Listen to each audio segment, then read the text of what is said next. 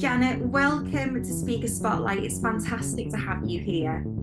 Thanks, it's great to be here. Thank you for inviting me. It's an absolute pleasure, and you've done the dyslexia show before. People love coming to your talks.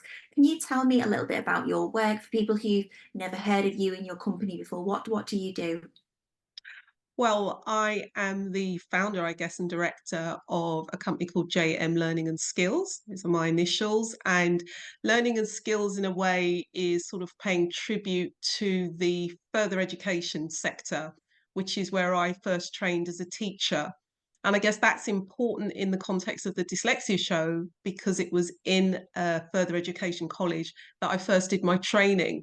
I saw all of these amazing vocational students, and a lot of them were struggling, particularly when it came to sort of the more literacy side of things, but there were other things as well.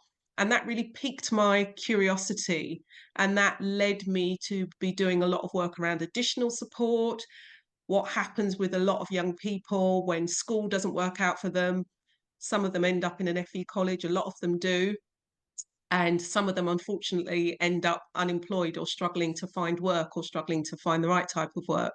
So I ended up meeting a lot of these amazing young people, and I was just curious as to, what's happening? There's so much talent here. Something's not connecting. That got me into doing my first set of training around dyslexia. We weren't talking about neurodiversity back then. And yeah, it just built and built from there. I ended up setting up my own business a few years after working in the college, and that's taken me into higher education. It's taken me into the workplace. And so I now work in a range of settings with people who identify as dyslexic or neurodivergent.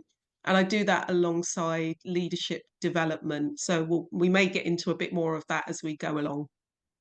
And it's so important that the work that you do, because not only every divergent person is different, but also our pathways in life are completely different. And that traditional process, if you will, going to university, going to college, and if you've had a young person had a negative experience in school, it can be really difficult for them to find a pathway. So it's just so important the work that you do with your company, and it instills in young people there are possibilities out there. Yeah, and it's, people use the word passion, and purpose, and I have to say, purpose found me in a lot of sense, in a lot of ways. I didn't go out there looking to do work in dyslexia. I'm not dyslexic, but the interesting thing for me, I guess, a couple of interesting things were, I'm very interested in and committed to supporting people of whatever age, but particularly young adults and older adults. So my teaching qualification is post 16.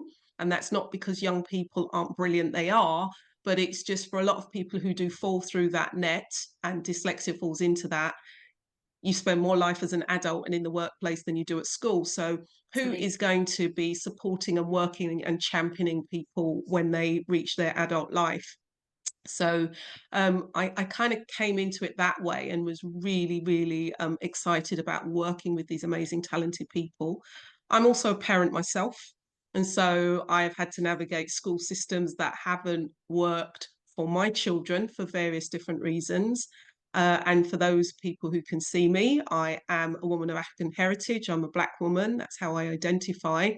And also, there are additional complexities and things that one has to navigate when race comes into it, not just in this country, but elsewhere. So, all of those things come together. We haven't even spoken about other aspects of identity like gender and age and what have you. All of those complexities mean that sometimes the systems that we have in our institutions, our schools, our workplaces don't play out in an equitable way for everybody. And so, because I could see that certainly in visible differences like ethnicity and race, I could then also see it when it came to hidden or invisible differences like dyslexia. And there's a lot of overlap there. People think that they're very separate. And I know that means that people get quite uncomfortable about talking about race when it comes to dyslexia, because it's like, hang on a minute, race is over there and dyslexia is here. Well, actually, it all overlaps. And there's a lot that can be learned from what's happening in the conversation around race equity that actually the neurodiversity world could really benefit from. Things that I try to work with organizations and to be fair, the practitioner community, people who deliver services, is to actually have more of a three-dimensional understanding of race and ethnicity. We've got to get past the fragility that people feel. We've got to get past the discomfort that well-meaning people feel. If you're racist, you're racist, at the end of the day. But actually, for well-meaning organizations and people, we've got to get past that to look at what's the everyday experience of people who are, in this example, dyslexic, but also maybe of African heritage, of Asian heritage, maybe from the global majority is the term that people are becoming familiar with. That whole language is difficult for people.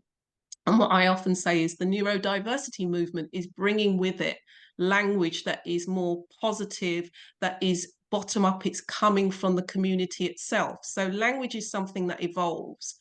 And if if that resonates for people when it comes to neurodiversity, then they will be able to sort of see that actually we are constantly thinking about how we choose to identify ourselves and what that opens up in terms of new insights.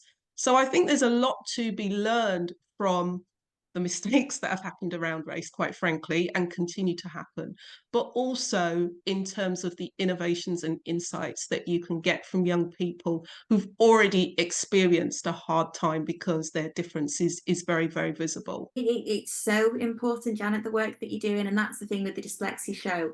We have such a diverse range of speakers, whether they're from the Black community, the Asian community. It's raising that understanding and showing, dyslexia and neurodiversity affects all different communities, and it's your perspective of how the things that people don't think about impacts that side of it, and that's what you'll be doing at the show, and raising that awareness and understanding. And I want to say as well, it's fantastic because you're neurotypical, you're not dyslexic yourself, having it's really it's really refreshing hearing that. That's really great that you do that. Well, thank you for saying that because it's interesting, and I get it. I get it. That people want to, when there is a space and a platform, it's really important that it's the dyslexic voice that dominates there. So I'm always really mindful of that because I'm not there to speak for anyone. I am there to sort of share a lens and provide a voice for people who don't feel that they can. But I think it's really important, and I think Aaron has done this really well, where he's given that platform to so many people who are dyslexic. But I think people do find it useful, and I guess the biggest compliment that I've taken from all of this is people come up to me and say, "Are you dyslexic?" And I take that as a compliment because I'm taking from that you think that I get it, that I understand, I see you, and I can see what it is that you're experiencing. And just what you've said in this interview, it's going to really encourage people of that community to come to the show and really benefit from it as well. I hope so, and I hope it will broker conversations between people because I know sometimes, again, a lot of people are really quiet. I don't want to say the wrong thing, Yeah. and I get that, but we've got to push past that as well because a someone is going to say the wrong thing.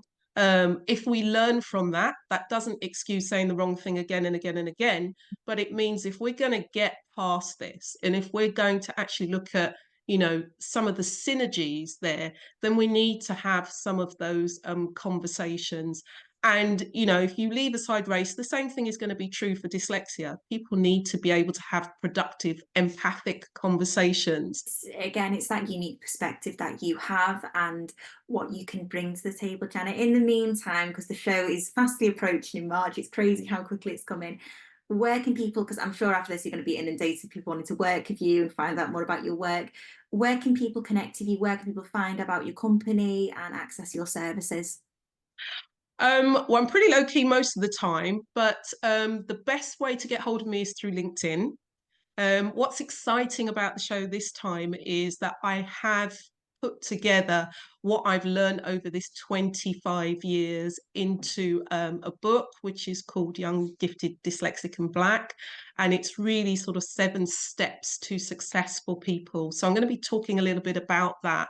And so your people will see a bit more about that if they connect with me on LinkedIn under Jannett Morgan. It's just under my name, JANNET, just to confuse everybody. But yeah, I'm sure that will come out a bit later on. So LinkedIn is best. I am on X a little bit, but I think the main vehicle is really on LinkedIn to get hold of me. But what will happen is at the show, I'm going to do a special promotional offer for anyone who wants to pre-order the book. So they'll have an opportunity to pre-order.